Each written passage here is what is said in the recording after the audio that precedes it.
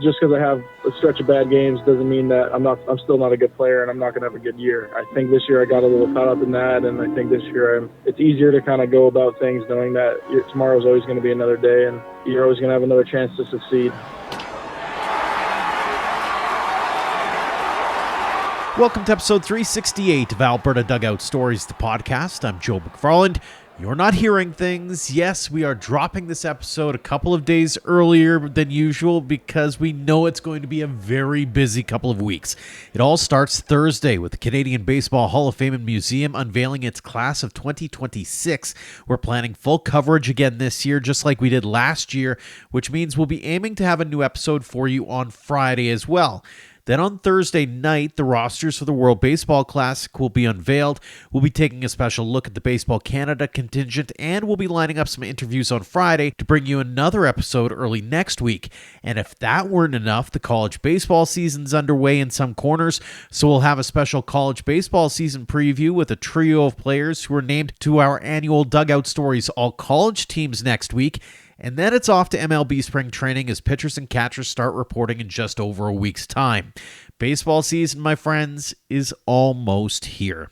We have a trio of guests coming up for you in a couple of minutes, but first, a brief look at some news and notes from the past few days.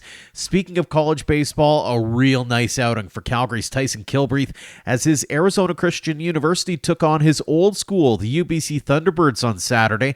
The Weber Academy alum threw 5 scoreless innings in a 3-1 victory, allowing just 1 hit and 3 walks while striking out 5. A tip of the cap to Spruce Grove native and Vauxhall Academy product Easton Katura as he put on a show at the Prep Baseball Super 60 event this weekend. He was one of 3 Canadians at the showcase as he projects as one of the top Alberta prospects for this summer's MLB draft.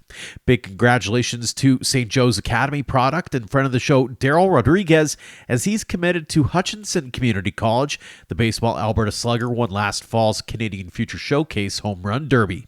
We hope everyone enjoyed this past weekend's Prairie Baseball Academy annual celebration of baseball banquet. A few awards were handed out while Randy Ruff, Dylan Holton, David Cooper, and Mike Kissia were officially inducted into the program's Hall of Fame. A great event is coming up this Wednesday, being February 4th, as the Canadian Baseball Hall of Fame Museum, in partnership with Rawlings Canada, is hosting its 2nd annual Canadian Women in Baseball panel. Sina Catterall, Liz Ben, Andrea Goldstein, and Tasha Haynes are set to be the panelists for the event, which will be free to stream, and donations to the hall will be greatly appreciated. And what a winter it was down under for a pair of familiar faces. Former Brooks Bombers slugger Eric Radicek and Lethbridge Bulls hurler Landon Barrasso were teammates with the Sydney Blue Sox of the Australian Baseball League, and both came away with some major hardware.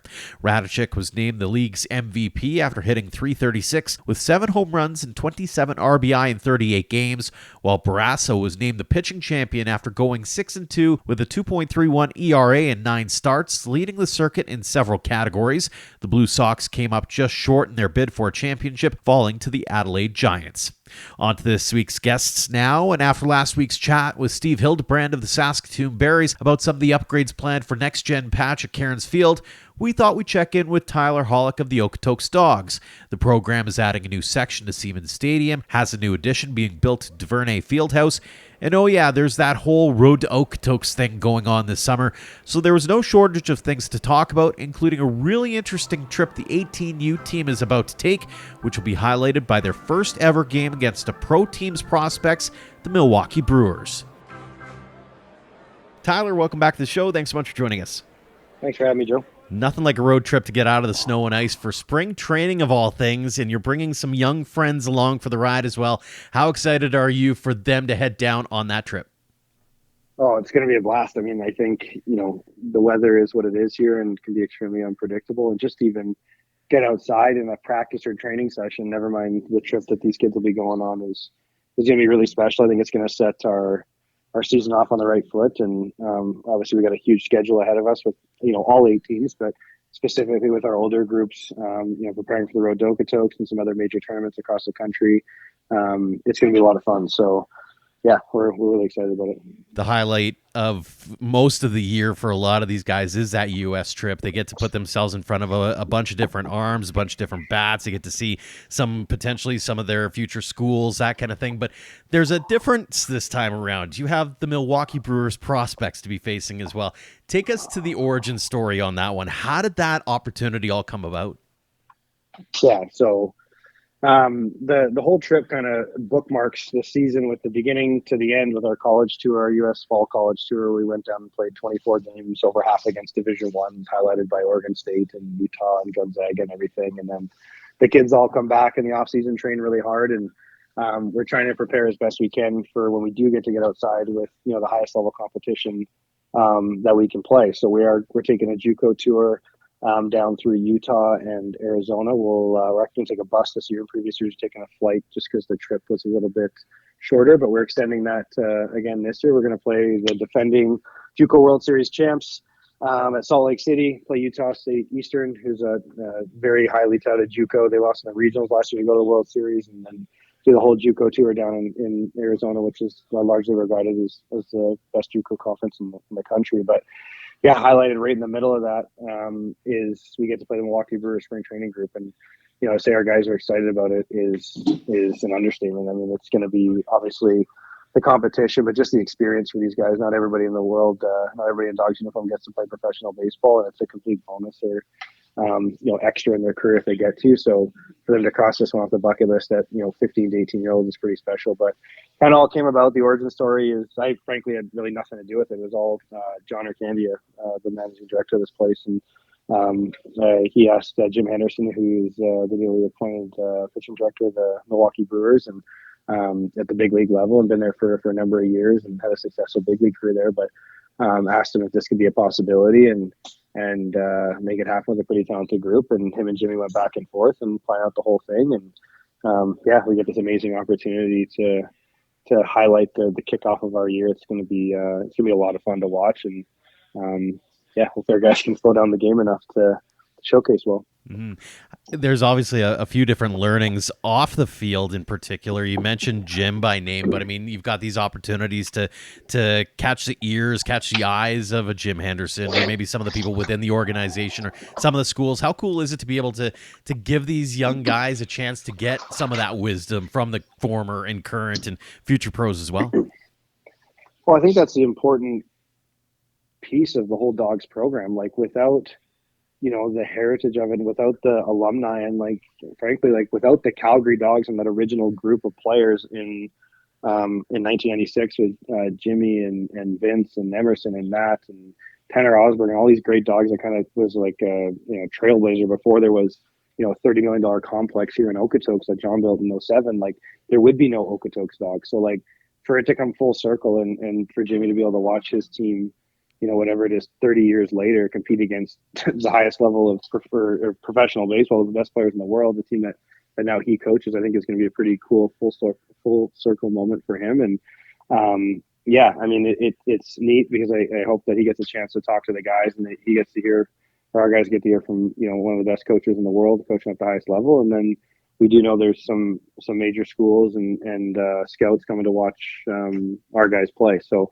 it's an opportunity to get better and showcase their skills in front of the right set of people. But, just the skill development and just the opportunity where we're going to go back and play, their JUCOs for the rest of the trip and come back and play primarily a high school schedule for the rest of the year. It's going to be tough to feel overwhelmed for the rest of the year after a moment like that and playing against those guys. So no, I mean, just from the whole thing, all the way it came about with John and Jimmy and this coming together, it just is really fitting that this is the first team and the first opportunity we get to do this with. And it's going to be a really special trip and a special day. So. Mm.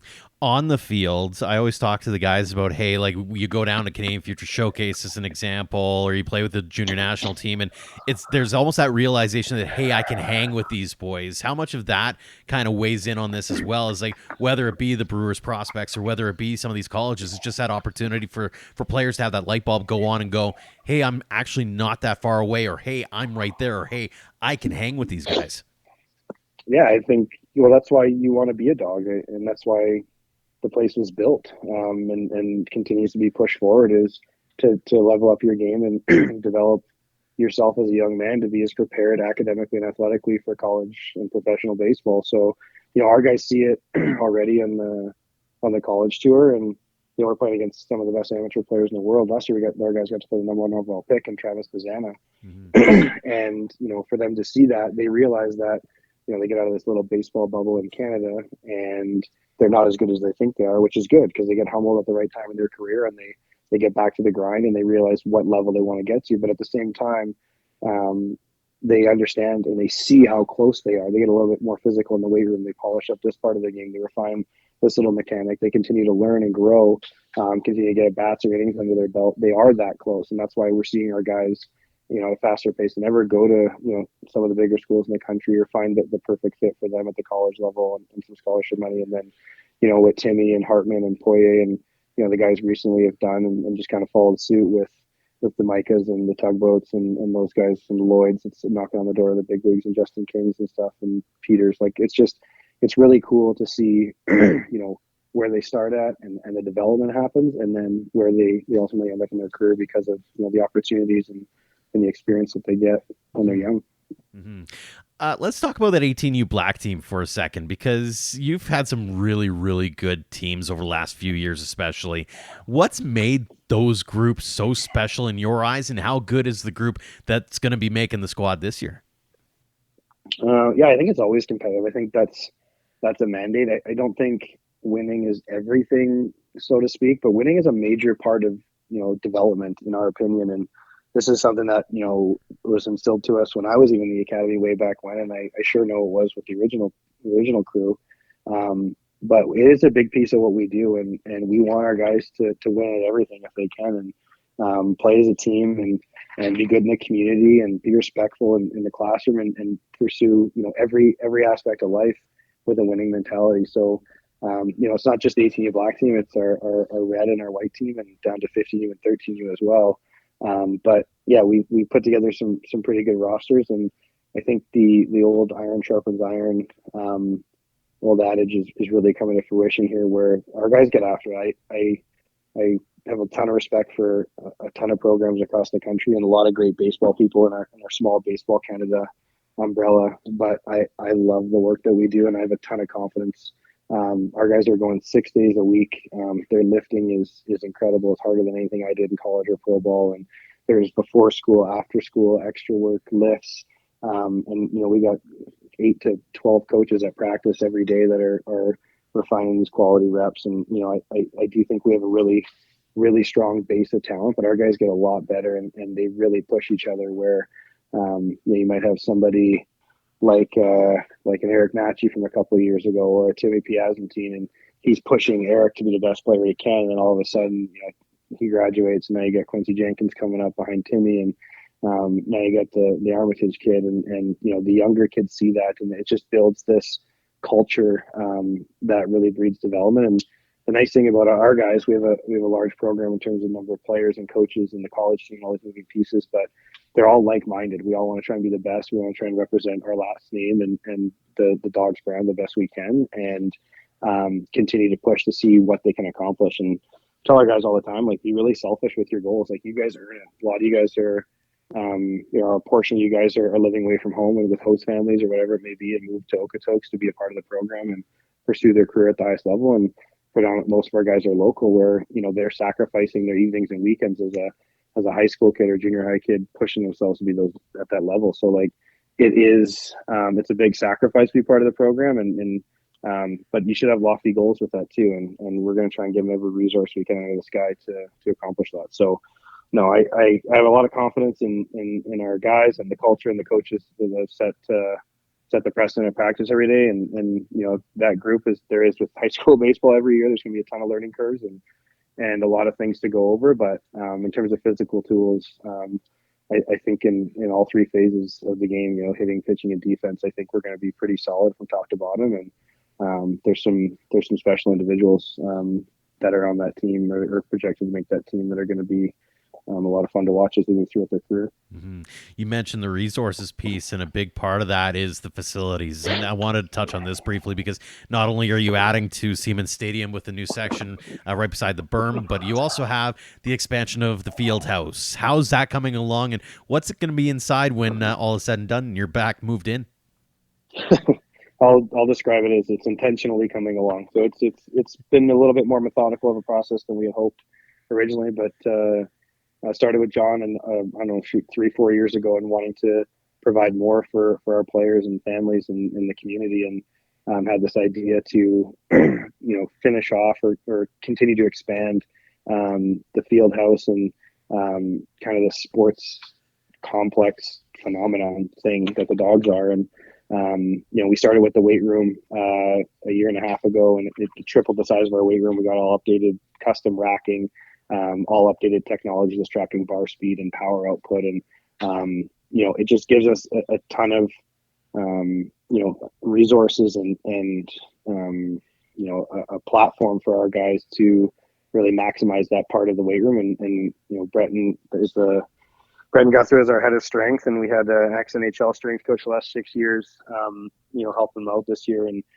just to see the programming that they're putting together and the quality reps they're getting, it's really making a difference already into, the development and the tool set of our guys. And then last year, right after the summer season, we broke ground on our 6,500 square foot expansion to the north side of our field house, for the west side of our field house. It's a full hitting and pitching lab. So in that's going to be 5 full length batting cages, 3 70-foot tunnels, 2 45-foot tunnels, and then the pitching lab itself. And then we've coined it the Mind Gym, but think of a mental performance center where you're going to have pitch recognition software. You're going to have like light reaction sensors. You're going to have video and data analytic review, something to really challenge our players in a facet of the game that is not often talked about or don't have often the ability to teach, just to continue to take it further. And that's all from the basically athlete and baseball player development piece. And then the guy just keeps building. John just finished off a brand new seating section, calling it Section 112. For anybody listening out there that's a Dogs fan that attends regular games, it did not eat that much of the berm up. It's basically the unusable part that was often left unattended. It's about 32 feet wide. It's going to be another 161 fixed grandstand seats with another field level suite. So perfect for corporate hosting, birthday parties, any group celebration. We always say baseball is better in a group. So just to have that opportunity with our popular patios is a really cool thing. But we've heard a lot of feedback over the years of, the Dogs are great and we love coming, and it's our focal point of our summer, a really fun thing we get to do with our friends. But it's hard to get a seat, which is awesome for us, and it's great for the players. But to have another 160 or so options in the stadium for fans to attend all summer long is going to be really great. And we're really excited to unveil it to everybody starting in May there. Fantastic stuff. And in case you weren't busy enough, there's this little thing going on that you're preparing for. It's the Road to Okotoks. I don't know if you've heard about it. I know you had a little vacation recently. Things might have fallen off your plate a little. No, I'm kidding. Now that you've had a few months to soak it in, because you and I chatted about it when the idea was first launched. Now that you've been able to kind of soak it all in and realize, okay, here's the behemoth that we've got in front of us. What's the vibe like around Okotoks as things start to come together? It's special. I mean, I think that the era of baseball and youth athletics and college athletics with, the transfer portal and showcases and NIL and all these things we see on TV, at times, sports in general, this isn't just something that baseball is privy to, but sports in general can be very individualized. And of course, there's an individual component, and the better player you are, the opportunities will proportionately come in theory. But this tournament is going to be the biggest tournament in youth baseball in the country, and it's a true national championship where teams have to qualify. They earn there by merit, and it's going to get back to playing for the name on the front of your chest and competing at a high level. And our goal from just the host standpoint, obviously we've been pushing the envelope with our guys, and we're going to be pushing to win it best we can and compete on the field. But extra to that is providing a really, really unique and fun experience for the players that are here, the visiting teams and families, the fans that are attending the game. There's a reason why Okotoks was chosen, and it's because of the amazing fan bases here, the facilities that the Dogs have put in here, and then just the experience that we can bring these people and really have it that Omaha type, or Connie Mack, or Memorial Cup of baseball, whatever you want to call it, right here in Okotoks. So we're going through a ton of processes. Greg and Jason and Adam with Baseball Canada and their whole team have been great to work with, and Don's really pushing the envelope to make this a world-class tournament, to a tournament that kids might only get to play in once, and it's something that they'll never forget. So it's going to be a lot of fun, and we're really excited to see the competition on the field and the quality that this brings to Siemens Stadium and Tourmaline Field, but also how great of a thing it'll be unifying the country under one umbrella and saying, let's go get them and let's showcase, the future of Canadian baseball. And there's a lot of, high level Canadian players doing great things at the collegiate level and at the professional major league level. Like we talked about Jimmy earlier, and he had 3 dozen saves in the big leagues and everything, but Tristan Peters made his major league debut, and Matt Wilkinson was minor league pitcher of the year. And you look what the Nailers are doing, and Cade Smith and Paxton and all these guys, they're just, trailblazers for these next generation of kids. Well, the reality is that next generation will primarily be in Okotoks here every year. So it's gonna be a treat for our fans. Something that I think we've already got a ton of interest in, not just locally but regionally and nationally, of people wanting to get tickets and come out and watch it. And I think it's going to be something really unique, that is unique to this event and unique to our sport and in our country. So to say we're excited would be an understatement, but it's going to be. There's a lot to unpack still, and make sure it's the best experience and best tournament possible. But in terms of the whole tournament and how it's going to go off, it's going to be a ton of fun. And I think everybody's going to love the experience, fans, players, families, coaches alike. So It's kind of like waiting for Christmas as you wait to get onto the field with the snow that's on the ground. Although it's melting, I saw the boys were out not that long ago, so the spring is nigh. It's not that far away. But awesome stuff, Tyler. As always, the final question I got for you, and it's one that I saw during the Baseball Canada Road to Okotoks social media campaign that's been going on now. They've been asking the pros like Michael Soroka, and I've seen Denzel Clark and a few others get asked this. And as someone who grew up in the Dogs program, what would it have been like for you to have been a part of this? Like, have you thought about that standpoint of, hey, this would have been so cool to have done back in my day, kind of thing? For sure. And I think it starts with, the players and the program seeing the most successful players in the world right now that are Canadian, talking about it, with Russell Martin and Soroka and all these great guys, Denzel Clark doing amazing things in Major League Baseball, talking about it. And I echo the same sentiment. Like it's kind of it's going to be a lot of fun. I mean, I just think for playing for the name on your jersey and something that's bigger than just yourself or your individual stats, is going to be really unique, and something that I never got to experience personally, but I know our players and every other player across the country does as well. As these guys are so connected nowadays, whether they're playing in the national team or provincial teams or over social media or at the Blue Jays showcase in the fall or whatever it may be.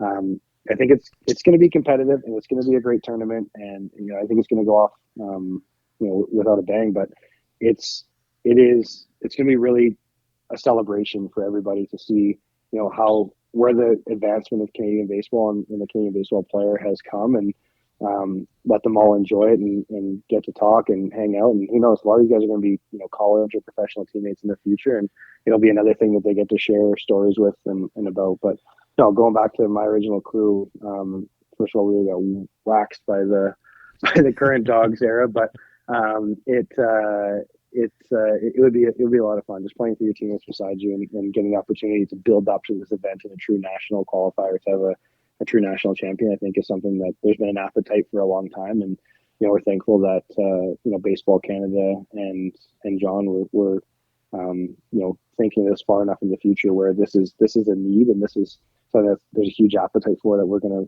rally behind. So it's gonna be a ton of fun. Absolutely. Can't wait for the middle of July for the Road to Okotoks, and of course all the other things that are happening down in Dogsland as well. Tyler, congrats on all the news to this point. Best of luck on the trip down south coming up, and again, thanks so much for joining us here on the show. Awesome. Thanks, Joe, for having me. Up next is someone who is very excited about the road to Okotoks and showcasing his out-of-this-world talents.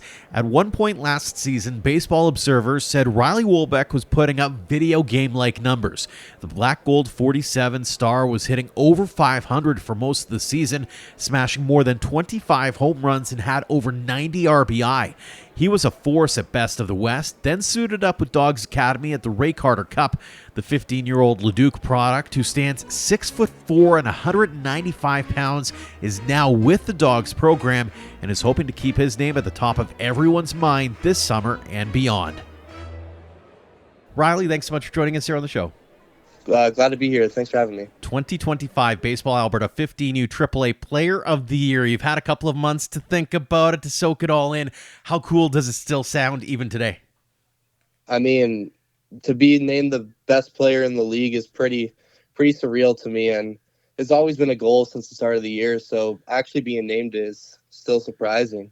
What went through your mind when you first heard you were winning the award?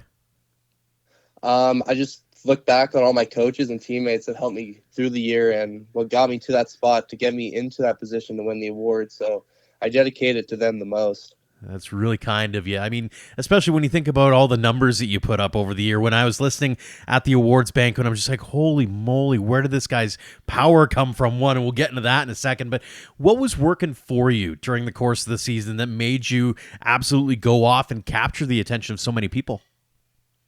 I think just not getting ahead of myself and just soaking it in and being ready for every pitch and not taking a pitch off, I think, is what really helped me. And not like chasing a bunch, being selective and looking for what I want to hit. Mm-hmm. When you look back on it, how happy were you with your performance? I was astonished at my performance. I'm even surprised sometimes when I look back at some of the stat lines that I had, and I was like, wow, I really actually did that. Do you look back on it and have any favorite highlights or moments, games, at-bats, whatever the case may be, that really stand out to you and make you go, yeah, that was pretty cool? Probably during Best of the West when I played with the prep baseball national team and I hit a bomb in front of a bunch of people, and that really and against a good team too. And it really opened my eyes to wow, I actually have this power and I can use it on a regular basis. Mm-hmm. You got to suit up with a couple of different teams. You got the Best of the West experience, and then you got to go to the 15U Ray Carter Cup with Dawgs Academy, if memory serves right. When you look back on those two experiences in particular, where you're kind of being thrown into a bit of a meat grinder there, what was that experience like for you? Those two experiences were probably some of the funnest times I've had playing baseball, just playing with some of the best kids across the country and in my province, and then playing also against some of the best players for my age group, especially at the Nationals, was a big eye-opener. And having success at that really showed me how good I'm at the sport and how far I can go with this. What does that do for a guy's confidence when you can actually go in and you're like, okay, can I hang with these guys? Can I be a better than some of these guys? And you go out and you ball out like you did. It's great. It's okay, I can hang with these best guys in the country and I don't have to worry about failing, because even if I do, I know that I can come back up and have another chance to step up in the big spot. So I don't have to worry about failing all the time. Mm-hmm. Now that the off season's, we're in the midst of it now, but what have you been working on? What are you still planning to work on during this off season to get even better heading into this upcoming summer? Just looking to get stronger overall and getting faster too, because I wouldn't say that's a strong suit in my game of speed. So always trying to find that, to fine tune it and get faster is a big thing for me. Do you have any expectations or goals, things that you've circled on the calendar kind of thing that you're like, hey, I want to do this by the end of the year? I think just, especially going in the first year of 18U, it's an eye-opener to see what it's going to be for the next 3 years. So I think just having fun and not going down to a spiral if I start failing. So I think just staying even-keeled and cool-minded is going to be the big goal for me. I know at this point there's a lot of banter about hey, do you start looking ahead to Canadian Future Showcase, or hey, can I look towards a certain tournament, or hey, can I look towards the college scene maybe? I know it's still young, but I mean, are those things that are still kind of popping in your brain at all? Yeah, I'll be thinking about tournaments playing, especially this year with the road to Okotoks is going to be a big thing. for the academy for Okotoks and just Canada as a whole with all the teams that are going to go there. So that's a big thing that I have circled on the calendar. And then, yeah, like you said, T12 will be a goal of mine to go play in as well. Let's get into the origin story for a minute here, Riley. You're originally from Leduc, if memory serves correct. How'd you get into the game in the first place?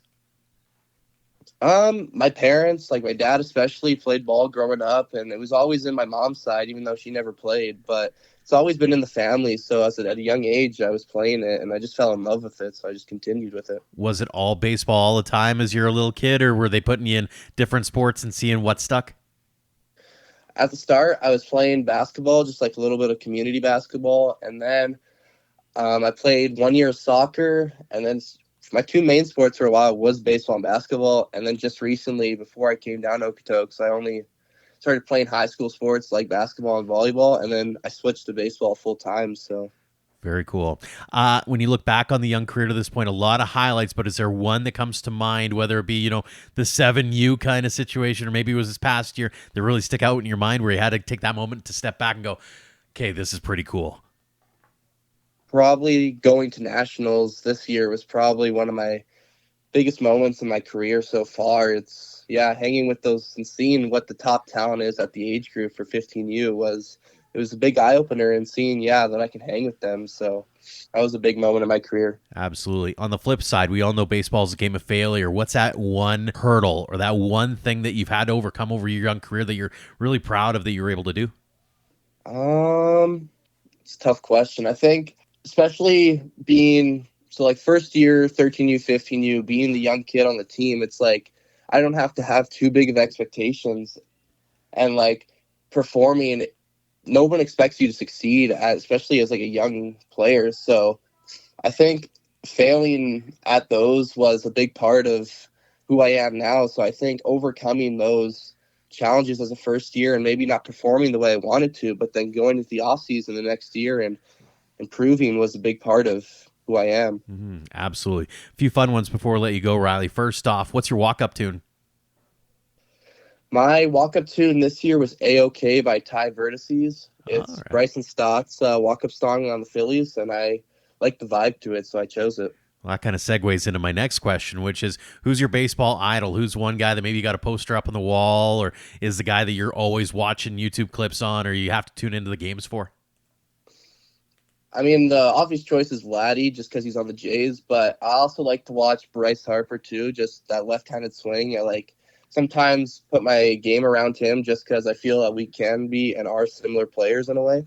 Mm-hmm, absolutely. Finally, any superstitions, anything that you have to do pre-game, post-game, maybe it's before an at-bat, what's the one thing that you must do? I think just the way that I put my gear on every time I'm doing at-bat, it's got to be in the same order. So putting the leg guard, elbow guard, batting gloves, and then helmet is the order. Fantastic stuff. A couple more for you. First off, for those young kids who are just starting out on their baseball journeys and they want to get to where you're at now, what's that one piece of advice or those words of wisdom that you want to impart upon them? I think just having fun. I mean, it's baseball. You're supposed to be having fun with your buddies and stuff. So I think even if you are failing, just trying to push through and having fun, as that's just the whole point of the game. Absolutely. And the final one, we ask everybody this one. What does the game of baseball mean to you, Riley? Baseball is like everything to me. I mean, I moved away from my family for it. So, I mean, all the challenges and failures in it really shaped who I am on and off the field. And all just the coaches and teammates that I've had in the past, I mean, they're friends and are going to be lifelong friends that I have. So, I mean, it's everything. Well, it's meant a lot to us to be able to shed a little light into your baseball story and congratulate you again on what a phenomenal 2025 you had. So again, Riley, congrats on all the success you've had at this point in your young baseball journey. Continued success here in 2026 and beyond. And again, thanks so much for joining us here on the show. Thank you for having me. And we'll wrap things up with another young man who has been turning heads over the last few years. Innisfail's Nathan Flewelling is fresh off his first year of pro baseball after being selected by the Tampa Bay Rays in the third round of the 2024 MLB Draft. The Red Deer minor baseball and Sylvan Lake Gulls alum made the best of his opportunities this past year, hitting .229 with 6 homers, 49 RBI, and 9 stolen bases in 102 games for the Charleston River Dogs. He was getting better as the season progressed to the point that he earned the Rays minor league League Player of the Month in August, which then led to a promotion to the Bowling Green Hot Rods to finish out the campaign. The 19-year-old is already down in Florida, getting himself ready for a new season as one of the Rays' top 30 prospects. Nathan, welcome back to the show. Thanks so much for joining us. Yeah, thank you for having me. Looking back on the year you had, the numbers speak for themselves, to be honest with you, but how are you feeling after your first full pro season? I feel pretty good. I mean, there was a lot of things that happened throughout the year. It's a long season. I had a lot of ups and a lot of downs, and I think they kind of even themselves out at the end, and it's definitely a good experience for me to learn a lot and kind of figure things out on my own and try and develop new routines every day. And I think I'm excited to take what I learned from last year and kind of build it into this year and kind of take off from where I was last year. You mentioned that a single word there a couple of different times, some learnings. What was maybe a big key lesson learned or a couple of big lessons learned over the last year that you hope to bring forward with you? I think just the aspect of timing and knowing that it's a very long season, and 1 week or one stretch of games isn't going to make or break the entire season. I think that me knowing that now kind of that benefits me, and knowing that just because I have a stretch of bad games doesn't mean that I'm still not a good player and I'm not going to have a good year. I think this year I got a little caught up in that, and I think this year it's easier to kind of go about things knowing that tomorrow's always going to be another day and you're always going to have another chance to succeed. Was that maybe the biggest adjustment you had to make, especially coming from high school ball, like, not necessarily playing every day and getting into rhythms and that kind of stuff? It's a different kind of rhythm when you're playing, 100 plus games. Yeah, it is for sure. And you kind of develop a flow state almost throughout the summer, and you blink and all of a sudden it's like, oh, it's August. We have a month left. And I just had a really good month and I'm really good. And like, that's kind of how it goes. And I think as soon as I can get into that stage, it's where you kind of take off and start doing well. And I think that's the best kind of spot you can be in. You mentioned that August, and you had one heck of a month. I think you were Tampa Bay's minor league player of the month. What was going well for you right near the end of the season there? Yeah, I was getting on base a lot. I think I had a pretty good stretch of getting on base there. And I mean, I just seeing the ball well, taking a lot of walks, and I was just getting a lot of hits, and I was just having a good time. I mean, our team was playing good then too, and yeah, it was just good. I think things were going well for me, and I started to feel more like my old self during that month. What's that like near the end of the month there, getting called into the skipper's office and hearing that, hey, you're going to go up a level to end the season? It's a pretty cool experience, I think, especially because it was near the end of the year, and the team I was on at the time, we weren't in the playoffs, and we were kind of going downhill a little bit. Everybody was kind of getting tired and checking out a little bit. And I was still playing good. I was still trying to finish the year strong and try to put together some good numbers to end the year. And I knew I was playing well at the time and that they were getting ready to go into the playoffs. And I was like, okay, if I just play well, you never know. And I ended up getting that call in the office, and they tried to prank me and stuff. And then all of a sudden they told me I was going up to the next level, and it was like a sigh of relief, but it was also a second win that kind of got me. I was like, okay, I'm excited again. Like, we're going to go play some playoff baseball. And that 10-hour drive that you have the next day goes by pretty quick after you get called up. So I bet. What was the prank like? Or is it a little too PG-13? I don't know if I need to say it on here, but it was pretty funny. So. Well, that's all right. Looking back on the year you had, do you have a favorite moment or memory that really stands out to you? One where you almost had to take that step back and go, okay, this is pretty darn cool. I don't know. I don't know if there's one moment that I kind of took out of the year. There was just a lot of different things that I did, and you kind of look back after the fact and you're like, oh, that was a pretty cool play. Like, I had some cool defensive plays that I was really proud of, and I had some good swings that I was really proud of. But I think more than anything, it's how I tried to help the pitching staff win ball games. I think that's one thing that I look back and I'm like, I did a pretty good job at, because when you're a catcher, you're not just playing by yourself to have a good game. You need the 4 or 5 pitchers that throw in that game. You need them to have a good game as well. So I think when that all ends together and everyone has a good game on the mound, that's when I'm the most happy. Mm-hmm. Looking back on it, you also had the opportunity to play with a few Alberta guys on the team as well. Tom Poole was there. Jack Lyons was there. I think for a little bit there. I think Tyler Heron was there. How cool was it to have a few familiar faces or guys that you've known from the past along for the ride? Yeah, it was really cool to play with those guys because you have that familiarity and you're able to relate to certain things and kind of make certain jokes with them. And it just kind of makes things a little bit easier knowing that you guys came from the same background and had the same experiences growing up. Mm-hmm. There's a buzz around you. Obviously, you're making it onto top prospects lists. You're making on a list of players to watch, that kind of thing. How much attention are you paying to those kinds of things, or is it kind of background noise for you? I mean, I'm not going to lie. You do see that stuff, but I definitely do not pay attention to it at all. I mean, it's cool to be recognized for that stuff, but I just try to take it one day at a time and not let it get to my head. Like it doesn't really matter because when you're not on the lists, you still want to play good, and then when you're on the list, you still want to play good. So I don't think it's that big of a deal for me, especially, and I just try to be the best player I can be every day. So. Coming out of the year, you obviously have those exit interviews and conversations with coaches and scouts and all the different people to make sure that you're putting yourself in a good position for the next season. What was your primary focus maybe heading into the winter? I think just continuing to get a little bit stronger and a little bit bigger, and I kind of made some swing adjustments, like nothing crazy, just trying to dial in my bat paths, trying to limit some swing and miss a little bit, and just continue working on my catching. I think just as I get a little bit older and keep experiencing those in-game reps, I think everything's just going to trend in the right direction.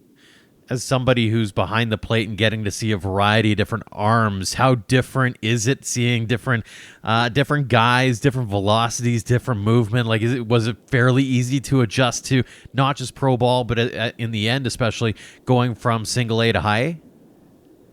It was a big adjustment for sure coming out of high school. I mean, catching these guys throwing 100 every day, it's a little different. But once you figure it out, it's pretty easy, and you kind of get into a state of where everything looks the same, and you catch these guys so much that it all feels natural to you, and you know how they work, and you know how they want to work, and it's a good time for sure. And when you catch the guys in low A and high A, like they're all the same guys you caught all spring, so you still have that sort of familiarity with them, and you're like, oh, I've caught this guy before. I know how his pitches work and how he likes to attack hitters. So it's pretty easy like that. Mm-hmm. You were able to come back home for a bit this winter. Saw a picture of you with Matt Kootenay and Tyler Boudreau back together at St. Joe's as an example. What's that mean to you to be able to come back home and maybe give back to the baseball community here a bit? It's really cool, I think, especially being able to go back there and hang out there all the time and get my work in there. Like, such a great community there and a great group of people that I enjoy hanging out with. But I think coming back and trying to be a good person in the community as well, trying to give back a little bit, so that when the next guy comes through, it's like, okay, that's kind of what you do. It's like you try to help people younger than you and stuff. So I just try to set that example for kind of the next person to come through and go through this experience as well. What's that one piece of advice or those words of wisdom you like to impart upon those young guys who are looking at you and going, hey, I want to be that one day? I think just always trust like the timing. I mean, I was never like at the start of high school, I probably didn't expect to be where I was at. No one really expected that. And I think just work as hard as you can every single day. And if you have a goal, you can always achieve that goal no matter how wild it may seem, as long as you are willing to put the work in. Mm-hmm. You mentioned off air that you got a little bit of I'll call it extended off season, but you got a little bit more time back here at home as well. And I'm curious, when you walk through the door at your parents' place, what was the first thing you're asking them for food? Oh, probably just a good old Alberta steak, if I'm being honest. It doesn't compare, not at all. So it was really good to get a good steak in for me. That is fantastic. How was that, being able to come back home as well and just be able to maybe relax a little bit, because it is a grind playing 100+ games? Yeah, 100%. I think I took 2 or 3 weeks off of lifting and baseball, 100%, and it was good to be able to work on the farm a little bit and take that off mentally of baseball, like 100%. And it was really good for me. And it made you almost miss baseball a little bit. And that makes you want to work even harder. So that's kind of how I looked at it. Absolutely. A couple more for you before we let you go, Nathan. First off, looking ahead to this upcoming season, do you have any goals or expectations of yourself to make sure you're putting yourself in the best position available as you move up the charts? I think just take it one day at a time and continue to build off what I did last year, and not try to do too much. I think as long as I keep the same things that I was doing last year and the same routines, I think I'm going to have the same year and hopefully kind of have a little bit of a better year. And I'm excited to see how it's going to go. Absolutely. We're excited as well. Final question for you, Nathan. What's it mean to you to be a Canadian and continuing to live out the dream as a professional baseball player? It means a lot for sure. And I'm really proud to be Canadian, and I'm really proud to represent the country and represent Alberta in baseball. And I'm really proud of when people ask where you're from. I like to say that I'm from Alberta and stuff like that. And I think I just try to be a role model for the next person. And I think I'm just trying to make my younger self proud, so I think it means a lot. You've certainly done that in spades. Well, congratulations on the success of the last year or so, continued success as you make your way up the Tampa Bay Rays farm system. And again, thanks so much for coming back here on the show and joining us. Yeah, you're welcome. Thank you for having me. Thanks again to Tyler Hollick, Riley Wolbeck, and Nathan Flewelling for joining us. And thanks to all of you for downloading and listening. As mentioned, it's going to be a very busy few weeks here on the show, so make sure to hit subscribe, and each show will land directly in your inbox. And if you get a minute, we'd love a rating and review to help us get into as many ears and feeds as we can heading into the new season. A tip of the cap, as always, to our Platinum supporters, the Okotoks Dawgs, Under the Light Sports and Entertainment, and the Western Canadian Baseball League for all they do for us and for the game in our province. If you'd like to join our roster of teammates, drop me a line anytime at joe@albertadugoutstories.com. Until next time, thank you for all of your support online, on social, and on air of Alberta Dugout Stories.